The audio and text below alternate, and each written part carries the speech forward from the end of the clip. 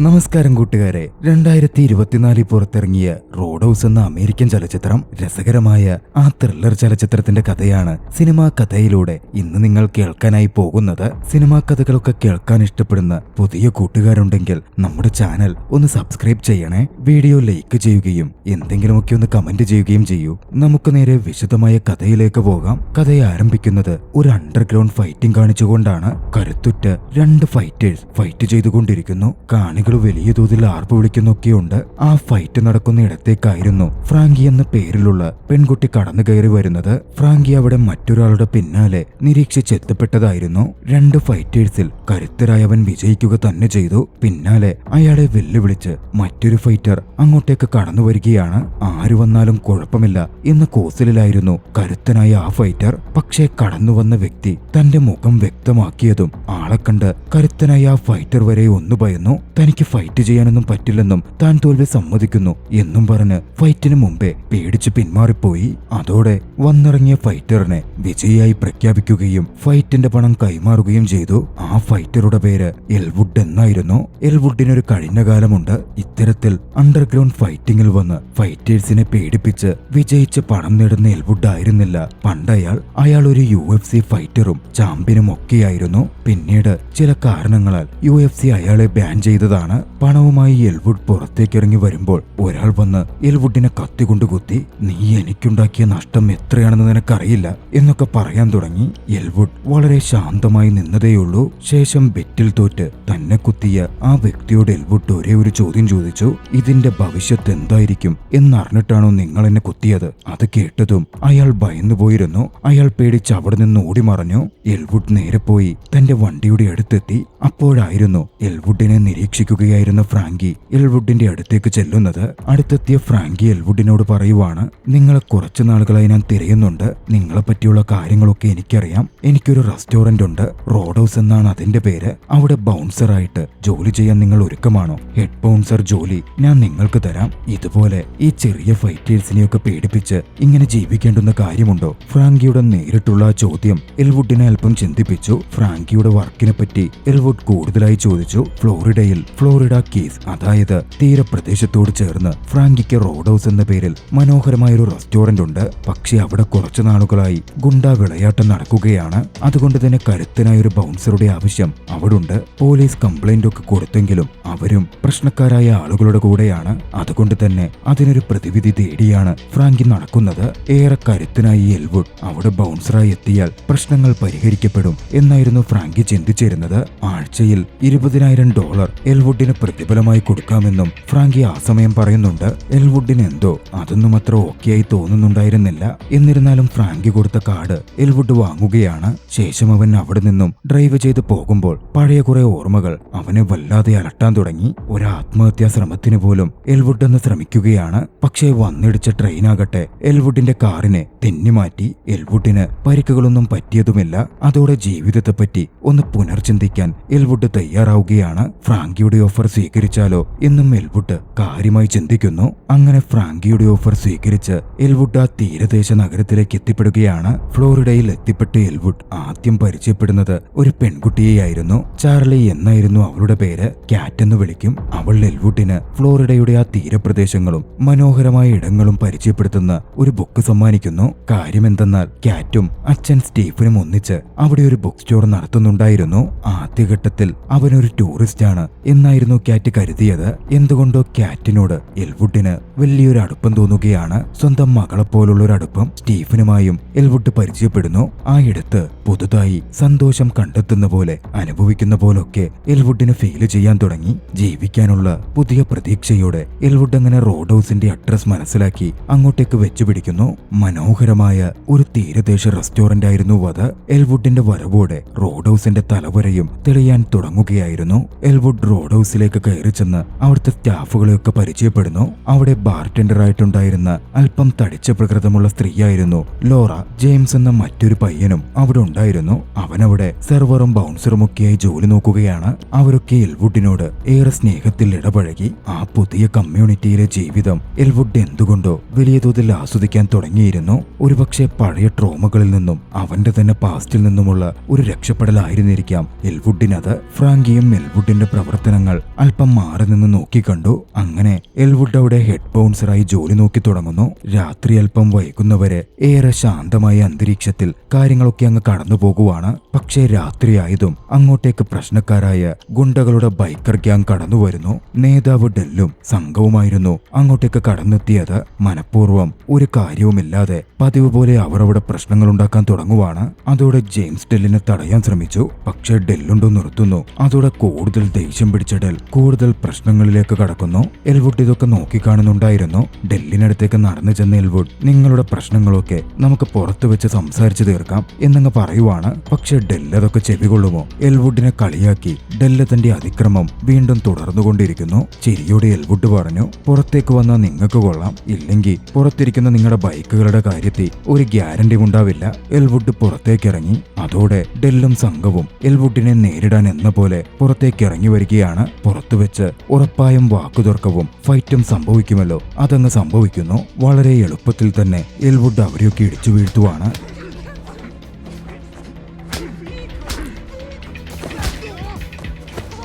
എന്നിരുന്നാലും എൽവുഡിന്റെ ഉള്ളിൽ നന്മയുണ്ടായിരുന്നു. ഇടിച്ചു വീഴ്ത്തിയെങ്കിലും അവരെ മുഴുവൻ എൽവുഡ് തന്നെ ആശുപത്രിയിലും എത്തിക്കുന്നു. ആ ആശുപത്രിയിൽ വെച്ചിട്ടായിരുന്നു എൽവുഡ് എല്ലി എന്ന ഡോക്ടറെ പരിചയപ്പെടുന്നത്. എൽവുഡും എല്ലിയും വളരെ പെട്ടെന്ന് പരിചയത്തിലായി. എല്ലി എൽവുഡിനെ ട്രീറ്റ് ചെയ്തു. ആ സമയം അവരൊരുപാട് സംസാരിച്ചിരുന്നു. എൽവുഡിന്റെ പഴയ ഫൈറ്റിങ്ങിനെ പറ്റിയുമൊക്കെ. എൽവുഡ് തിരികെ റോഡ് ഹൗസിലേക്ക് എത്തുകയാണ്. ഫ്രാങ്കി എൽവുഡിന്റെ അടുത്ത് വന്ന് സംസാരിച്ചു. എൽവുഡിന്റെ പെർഫോമൻസിൽ ഫ്രാങ്കി തൃപ്തയായിരുന്നു. ആഴ്ചയിൽ താൻ പേച്ചെക്ക് നൽകാം എന്ന് ഫ്രാങ്കി സന്തോഷത്തോടെ പറയുന്നു. എൽവുഡ് അവിടെയുണ്ടെങ്കിൽ റോഡ് ഹൗസ് പഴയ ഗ്ലോറിയിലേക്ക് എത്തിച്ചേരും എന്നൊക്കെ ഫ്രാങ്കി പ്രതീക്ഷ പങ്കിടുകയാണ്. എൽവുഡിന് തങ്ങുവാൻ ഫ്രാങ്കി ഓഫർ ചെയ്തത് റോഡ് ഹൗസിനോട് ചേർന്നുള്ള ഒരു ബോട്ടായിരുന്നു. ദ ബോട്ട് എന്ന് തന്നെയാണ് ആ ബോട്ടിന്റെയും പേര്. അവിടെ താമസിക്കുന്നതൊക്കെ നല്ലത് തന്നെ, പക്ഷെ അവിടെ ഒരുപാട് മുതലകളുണ്ട്, സൂക്ഷിക്കണം എന്നും ഫ്രാങ്കി പ്രത്യേകം പറഞ്ഞിരുന്നു. അവിടുത്തെ താമസം ഇഷ്ടമായതുകൊണ്ട് എൽവുഡ് അത് ചോദിച്ചു വാങ്ങിയതായിരുന്നു. അവിടുത്തെ താമസം എൽവുഡിനെ സന്തോഷിപ്പിക്കാൻ ആരംഭിച്ചു. എന്നിരുന്നാലും തന്റെ പഴയകാല ഫൈറ്റിംഗ് ജീവിതത്തിന്റെ ഓർമ്മകൾ ഇടയ്ക്കൊക്കെ അവനിൽ എത്തി നിറഞ്ഞു. ലോറയായിരുന്നു എൽവുഡിന് വേണ്ട ഭക്ഷണമൊക്കെ ബോട്ടിലേക്കും എത്തിച്ചേരുന്നത്. അന്ന് ലോറ എൽവുഡിനോട് സംസാരിച്ചു. മുമ്പുണ്ടായിരുന്ന ബൗൺസേഴ്സൊക്കെ ഇതുപോലെ പ്രശ്നമുണ്ടായി കഴിയുമ്പോൾ തന്നെ ഇട്ടേച്ച് പോവാറാ ഉണ്ടായിരുന്നതെന്നും താനും മനം മടുത്ത് പോവാൻ നിൽക്കുകയായിരുന്നെന്നും, പക്ഷേ എൽവുഡ് വന്ന ശേഷം ഒരു മാറ്റം വരും എന്നൊരു പ്രതീക്ഷ തോന്നുന്നുണ്ട്, അതുകൊണ്ടാ താനിവിടെ തുടരുന്നത് എന്നും ലോറ പറയുകയാണ്. താമസം തുടങ്ങിയ ശേഷം എൽവുഡ് ഇടയ്ക്കിടയ്ക്ക് ക്യാറ്റിന്റെ ബുക്ക് സ്റ്റോറിലേക്ക് പോകുമായിരുന്നു. അവിടെ ചെന്ന് ക്യാറ്റുമായി സമയം ചെലവഴിക്കും. എൽവുഡിനത് ഒരുപാട് സന്തോഷം കൊടുക്കുന്നുണ്ടായിരുന്നു. ക്യാറ്റിന്റെ അമ്മ മരണപ്പെട്ടു പോയതാണ്. അതിനുശേഷം അവളും അച്ഛനും കൂടി ആ ബുക്ക് സ്റ്റോർ നോക്കി നടത്തുന്നു. നാളുകൾ കഴിയും തോറും എൽവുഡ് അവിടുള്ളവർക്കൊക്കെ പ്രിയങ്കരനായി മാറാൻ തുടങ്ങി. ക്യാറ്റും എൽവുഡും തമ്മിൽ വലിയൊരു ബോണ്ടിങ്ങും ഉടലെടുത്തു. മറുവശത്ത് ഡെല്ലിന്റെ ബൈക്കർ ഗ്യാങ് തങ്ങളെ അയച്ച് പ്രധാന ക്രൈം ലോഡിനെ ചെന്ന് കാണുകയായിരുന്നു. എൽവുഡിനെ പറഞ്ഞുവിടാൻ പറ്റാത്ത അവരോട് ക്രൈം ലോഡായ ബെൻ വലിയ തോതിൽ ശകാരിക്കുകയും ദേഷ്യപ്പെടുകയും ഒക്കെ ചെയ്യുകയാണ്. ഡെല്ലിനോടും സംഘത്തോടും ഇങ്ങനൊന്നും പോയാ പോരാ, അവനെ ഏതുവിധേനയും ഓടിക്കണം എന്ന് ബെൻ ഉത്തരവിടുകയാണ്. കൊല്ലണമെങ്കിൽ അങ്ങ് കൊന്നേക്ക് എന്ന ഭാവമായിരുന്നു ബെന്നിന്. മറുവശത്ത് എൽവുഡും ജെയിംസും നല്ല രീതിയിൽ തങ്ങളുടെ ബൗൺസിംഗ് ജോലികൾ ചെയ്തു വന്നതിനാൽ റോഡ് ഹൗസ് തന്റെ ഗ്ലോറിയിലേക്ക് പതിയെ എത്തിത്തുടങ്ങാനും ആരംഭിച്ചു. കാര്യങ്ങൾ ഇങ്ങനെ നല്ല രീതിയിൽ മുമ്പോട്ട് പോകുന്നുണ്ടെങ്കിലും പഴയ ഫൈറ്റിംഗ് മെമ്മറീസും ട്രോമകളുമൊക്കെ എൽവുഡിനെ വേട്ടയാടുന്നുണ്ടായിരുന്നു. അങ്ങനെ ഇരിക്കെയാണ് ഒരു ദിവസം എൽവുഡ് പുറത്ത് ഭക്ഷണം കഴിക്കാൻ പോകുന്നത്. അന്ന് അവിടെ വെച്ച് എൽവുഡ് വീണ്ടും എല്ലിയെ കാണുകയാണ്. എല്ലിയും എൽവുഡും സംസാരിക്കുന്നു. ആ സമയം ആ പ്രദേശത്തെ വയലൻസിനെ പറ്റിയും പ്രശ്നങ്ങളെ പറ്റിയുമൊക്കെ എല്ലി എൽവുഡിനോട് പറയുന്നുണ്ട്. ആവശ്യമില്ലാത്ത പ്രശ്നങ്ങളിൽ നിന്ന് ഒഴിഞ്ഞു നിൽക്കാനും എൽവുഡിനെ എല്ലി ഉപദേശിക്കുന്നു. അവരുടെ സംസാരവും മറ്റും അവരെ കൂടുതൽ അടുപ്പിക്കുന്നുണ്ടായിരുന്നു. അന്നൊരു ദിവസം പതിവ് പോലെ തന്റെ ജോലിയൊക്കെ കഴിഞ്ഞ് എൽവുഡ് തന്റെ ബോട്ട് ഹൗസിലേക്ക് റോഡ് ഹൗസിൽ നിന്ന് നടന്നു പോവുകയായിരുന്നു. വഴിയിൽ വെച്ച് ഒരു വണ്ടി എൽവുഡിനെ ഇടിച്ച് അപകടപ്പെടുത്താൻ നോക്കി. എൽവുഡിനെ കൊല്ലാൻ ലക്ഷ്യമിട്ട് വന്ന ഡെല്ലായിരുന്നു അത്. ഇടിക്കാൻ വരുന്ന വണ്ടിയിൽ നിന്ന് രക്ഷപ്പെടാൻ എൽവുഡിന് കഷ്ടപ്പെടേണ്ടി വന്നു. ഒടുവിൽ നദിയിലേക്ക് എടുത്തുചാടി നീന്തിയായിരുന്നു എൽവുഡ് തീരത്തെത്തിയത്. രക്ഷപ്പെട്ടല്ലോ എന്ന് കരുതി എൽവുഡ് നേരെ ബോട്ടിലേക്ക് എത്തിയതും അവിടെ എൽവുഡിനെയും പ്രതീക്ഷിച്ച് തോക്കുമായി ഡെല്ലിരിക്കുന്നുണ്ടായിരുന്നു. അവർ തമ്മിൽ അവിടെ വെച്ച് ഒരു ഏറ്റുമുട്ടൽ സംഭവിക്കുകയാണ്.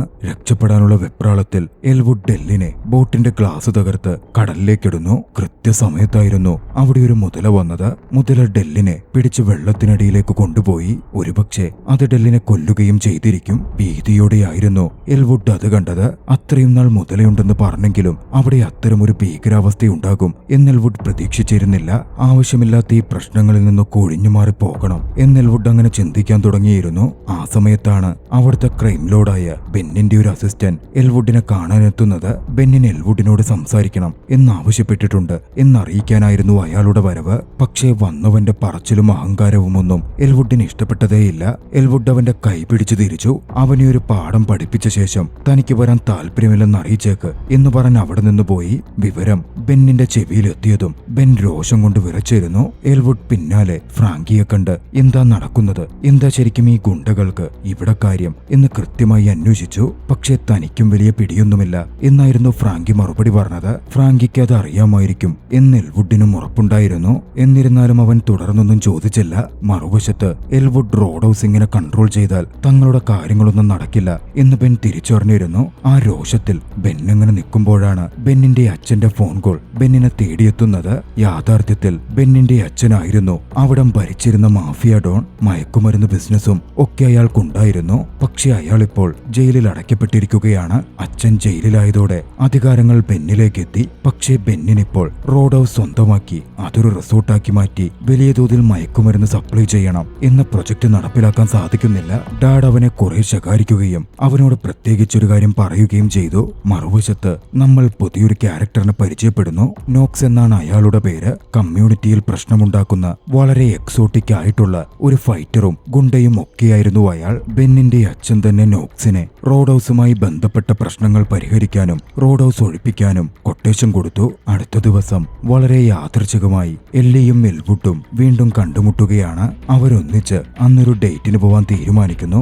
എല്ലിക്കൊപ്പം എൽവുഡും അടുത്തുള്ള ഐലൻഡിൽ റിലാക്സ് ചെയ്യാൻ പോയി. പോകുന്ന വഴിയിൽ ബോട്ടിലിരുന്ന് ഡെല്ലിന്റെ മരണത്തെപ്പറ്റി അവർ സംസാരിച്ചു. ആ കടലും അനുബന്ധ പ്രദേശങ്ങളും ഏറെ ഡേഞ്ചർ ആയതിനാൽ ഡെല്ലിന്റെ ബോഡി കണ്ടെടുക്കാനുള്ള പ്രയാസത്തെ പറ്റിപ്പോലും എല്ലിയെന്ന് സംസാരിക്കുന്നുണ്ട്. ഐലൻഡിലെത്തി ഒന്നിച്ചിരുന്നവർ പാസ്റ്റിനെ പറ്റിയും അവരുടെ പ്രസന്റിനെ പറ്റിയുമൊക്കെ സംസാരിക്കുന്നു. താൻ എൽവുഡിനെ പറ്റി നെറ്റിൽ സെർച്ച് ചെയ്തിരുന്നെന്നും എൽവുഡിന്റെ പഴയ കുറെ കാര്യങ്ങൾ തനിക്ക് അറിയാമെന്നുമൊക്കെ എല്ലി ആ സമയം പറയുകയാണ്. തന്റെ പാസ്റ്റ് ഒരുപാട് ചികഞ്ഞു നോക്കണ്ട എന്ന് എൽവുഡ് ആ സമയം എല്ലിയോട് പറയുന്നു. അവർ തമ്മിലുള്ള സംസാരം അവരെ കൂടുതൽ അടുപ്പത്തിലേക്ക് എത്തിക്കുകയും അവർക്കിടയിൽ ഒരു ചുംബനം സംഭവിക്കുകയും ചെയ്തു. അവരിരുവരും ഒക്കെ കഴിഞ്ഞ് തീരത്തേക്ക് എത്തുമ്പോൾ എൽവുഡിനെ 2 പോലീസ് ഉദ്യോഗസ്ഥർ വന്ന് അറസ്റ്റ് ചെയ്യുകയാണ്. അവർ എൽവുഡിനെ കൊണ്ടു നിർത്തിയത് ഷെരീഫിന്റെ മുമ്പിലായിരുന്നു. ഷെരീഫ് എൽവുഡിന് നേരെ തോക്ക് ചൂണ്ടുകയും വേഗം അവിടം വിട്ട് ഒഴിഞ്ഞു പോകണം എന്ന് പറയുകയും ചെയ്യുവാണ്. പക്ഷേ എല്ലി അങ്ങോട്ടേക്ക് കടന്നു വന്ന് ഷെരീഫിനെ ചോദ്യം ചെയ്തു.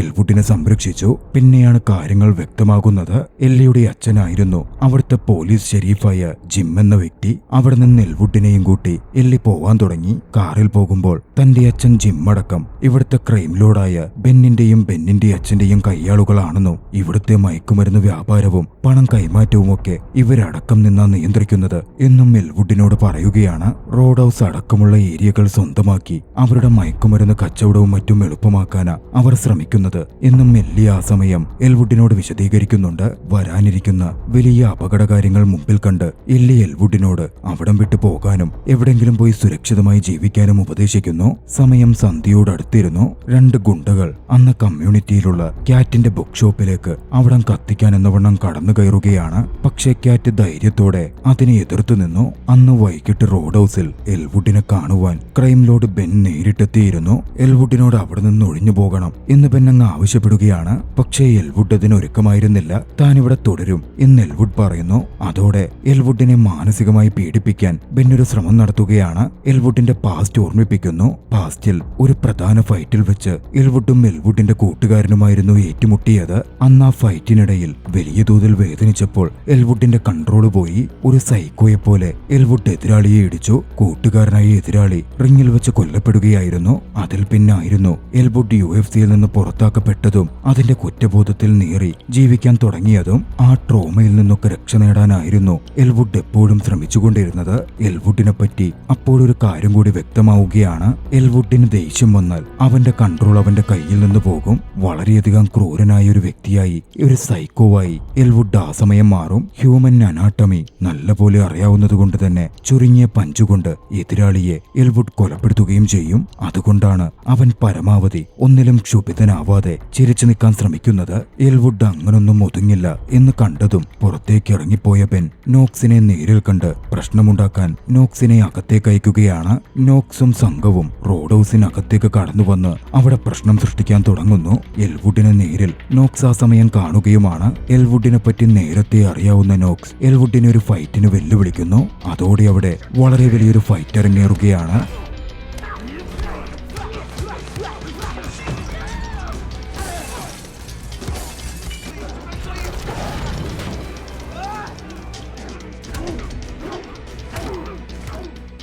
ഫൈറ്റ് ഒരു ഘട്ടം കഴിഞ്ഞതും വേദനയെടുത്തു തുടങ്ങിയതും ഒക്കെ അവസാനിപ്പിച്ച് നോക്സിനെ വെറുതെ വിട്ടു പോകുവാൻ എൽവുഡ് തീരുമാനിക്കുന്നു. കുറച്ചുകൂടി നിന്നാൽ താൻ നോക്സിനെ കൊലപ്പെടുത്തുമോ എന്ന് എൽവുഡ് ഭയന്നിരുന്നു. പക്ഷേ അതിനോടകം അവിടെ നിന്ന് ഫൈറ്റിലും മറ്റുമായി റോഡ് ഹൗസ് റെസ്റ്റോറന്റും ക്ലബും ആകെ തകർന്നിരുന്നു. ഫ്രാങ്കി ആകെ ഹൃദയം തകർന്നു നിന്നു. ഒക്കെ ഉപേക്ഷിച്ച് പോകുവാൻ എൽവുഡ് തീരുമാനിച്ചിരുന്നു.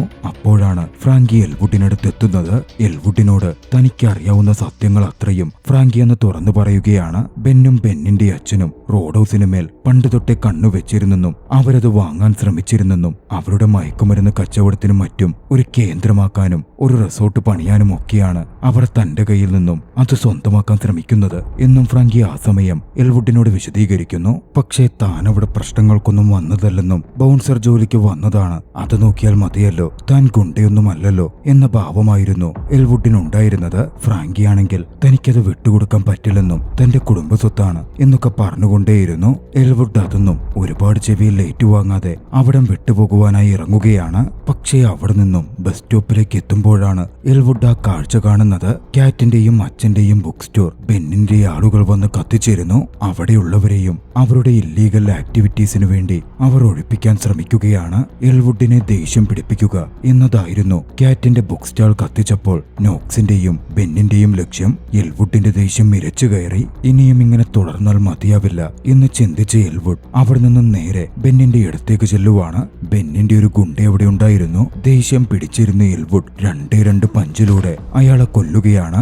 ശേഷം അവിടെ നിന്നും മാഫിയക്ക് വരുന്ന ഒരു പണമിടപാടിനെ പറ്റിയും എൽവുഡ് മനസ്സിലാക്കുന്നുണ്ട്. എൽവുഡ് ഒന്ന് തിരികെ ബോട്ടിലെത്തി. പാസ്റ്റിൽ താൻ കാരണം കൂട്ടുകാർക്ക് വന്ന ആപത്തുകളെ പറ്റി ചിന്തിച്ചു. ദേഷ്യം വന്നാൽ എന്തു ചെയ്യുമെന്നറിയാത്ത തന്റെ ഭ്രാന്തമായ അവസ്ഥ, അതുകൊണ്ട് തന്റെ കൂട്ടുകാർക്ക് ഇത്തവണ ഒരബദ്ധം വരരുതെന്നും താൻ കാരണം അവർ കഷ്ടപ്പെടരുതെന്നും അവരെ സംരക്ഷിക്കണം എന്നും എൽവുഡ് അന്ന് രാത്രി തീരുമാനിക്കുന്നു. അടുത്ത ദിവസം ഒരു പോലീസ് ഓഫീസറുടെ നേതൃത്വത്തിൽ മയക്കുമരുന്ന് പണം കൈമാറ്റം നടക്കുമ്പോൾ എൽവുഡ് അങ്ങോട്ടേക്ക് എത്തിപ്പെടുകയും ആ പണം കൈക്കലാക്കുകയും ചെയ്യുകയാണ്. പിന്നാലെ ബോട്ടിലേക്ക് എത്തി ഒരു ബോംബുണ്ടാക്കി എൽവുഡ് തന്റെ ബോട്ടിൽ പിടിപ്പിക്കുന്നു. പിന്നാലെയായിരുന്നു അങ്ങോട്ടേക്ക് ഷെരീഫായ ജിമ്മിന്റെ വരവ്. തന്റെ മകൾ എല്ലിയെ എൽവുഡിനോടുള്ള വൈരാഗ്യം കാരണം ബെന്നും സംഘവും ബന്ദിയാക്കിയിരിക്കുകയാണ് എന്ന് ജിം ആ സമയം എൽവുഡിനെ അറിയിക്കുന്നു. എല്ലിയെ രക്ഷപ്പെടുത്താൻ താൻ സഹായിക്കാം എന്ന് ആ സമയം എൽവുഡ് ജിമ്മിനോട് പറയുകയാണ്. എൽവുഡ് അങ്ങനെ ഒരു ബോട്ടൊക്കെ മോഷ്ടിച്ച് നേരെ ബെന്നിന്റെ യാച്ചിനടുത്തേക്ക് ചെല്ലുന്നു. അവിടെ എത്തിയതും ബെന്നിന്റെയും സംഘത്തിന്റെയും ശ്രദ്ധ തിരിക്കാൻ എൽവുഡ് താൻ വന്ന ബോട്ടിൽ സെറ്റ് ചെയ്തിരുന്ന ബോംബ് പൊട്ടിക്കുകയാണ്. പിന്നെ അവിടെ നടന്നത് ഒരു ഏറ്റുമുട്ടലായിരുന്നു.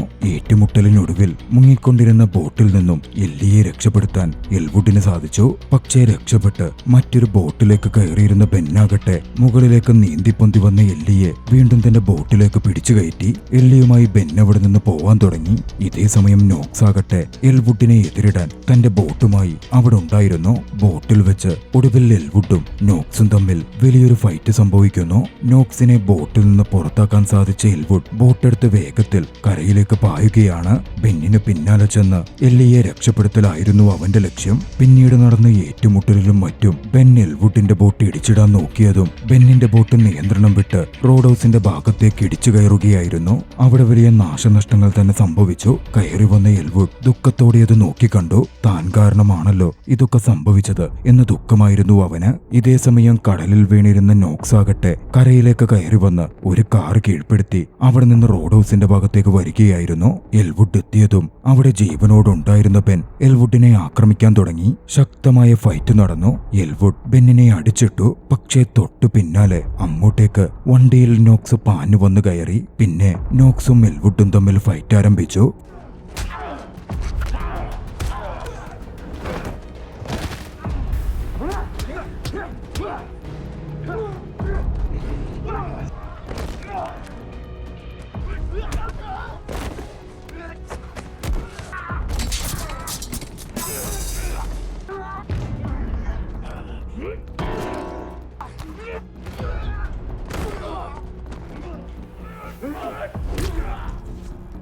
ഫൈറ്റിനിടയിൽ ബെൻ വന്ന് എൽവുഡിനെ കൊന്നുകളയുവാൻ നോക്സിനോട് പറയുകയാണ്. നീ ആ ഒക്കത്തിനും പ്രശ്നം, നിന്നെ ആദ്യം കൊല്ലണ്ടത് എന്ന് പറഞ്ഞ നോക്ക് ബെന്നിനെ കഴുത്തൊടിച്ചു കൊന്നു. എൽവുഡുമായി വീണ്ടും ഫൈറ്റ് ചെയ്യാൻ ആരംഭിച്ചു. ഫൈറ്റിനൊടുവിൽ രണ്ടുപേരുടെയും ദേഹത്തു നിന്നും രക്തം വാർന്നൊലിച്ചെങ്കിലും നോക്സിനെ തറപറ്റിക്കുവാൻ എൽവുഡിന് സാധിക്കുവാണ്. അപ്പോഴേക്കും നോക്സ് അബോധാവസ്ഥയിലേക്കും പോയിരുന്നു. പിന്നാലെ എല്ലിയുടെ അച്ഛൻ ജിമ്മും അങ്ങോട്ടേക്ക് വന്നു ചേർന്നു. പോലീസായ ജിം ഒക്കെ നോക്കിക്കണ്ട ശേഷം എൽവുഡിനോട് വേഗം അവിടെ നിന്ന് പൊക്കോളാനും കാര്യങ്ങളൊക്കെ താൻ ഒതുക്കി തീർത്തോളാം എന്നും പറയുകയാണ്. എല്ലിയുടെ ഉറപ്പുകൂടി കിട്ടിയതോടെ എൽവുഡ് അവിടെ നിന്ന് പോകുന്നു. പിന്നീട് റോഡ് ഹൗസുമായി ബന്ധപ്പെട്ട പ്രശ്നങ്ങൾ ഫ്രാങ്കിക്ക് അതോടെ പരിഹരിക്കപ്പെട്ടിരുന്നു. ഫ്രാങ്കിയും മറ്റുള്ളവരും ചേർന്ന് റോഡ് ഹൗസ് പുനർനിർമ്മിക്കാൻ ആരംഭിച്ചു. തിരികെ പോവാൻ ഒരുങ്ങുകയായിരുന്ന എൽവുഡ് കാറ്റിനെ ബസ് സ്റ്റോപ്പിൽ വെച്ച് കണ്ടു. ഇനി വരില്ലേ എന്ന് ചോദിച്ചപ്പോൾ തീർച്ചയായും താൻ തിരിച്ചു വരും എന്നവൻ കാറ്റിനോട് പറഞ്ഞു. അവനായി താൻ കാത്തിരിക്കും എന്ന് കാറ്റ് ആ സമയം സൂചിപ്പിച്ചു.